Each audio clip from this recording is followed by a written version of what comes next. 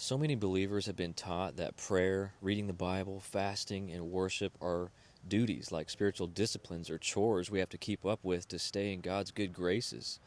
But what if I told you those things were never meant to be obligations? They were meant to be privileges.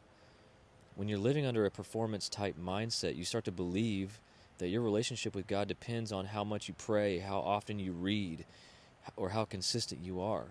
And that mindset robs those things of joy, and it makes them hard to even do it all. But when you really understand the finished work of Jesus, everything flips. You realize that you're not reading the Bible to earn closeness. You are close. That's why you want to hear his heart. You're not praying to make God love you more. You pray because you already are loved. You're not fasting to gain favor. You already have favor.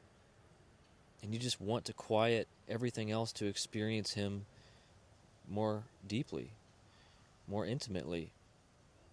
All these disciplines are invitations to enjoy the relationship you already have. They're not conditions for belonging, they're expressions of love.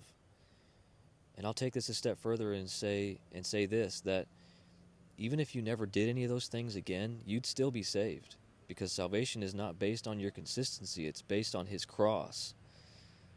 When you see that truth, everything you get to do starts flowing out of love instead of fear and obligation. You stop trying to maintain relationship and closeness with God, and you start enjoying that you already have it. You don't have to, you get to.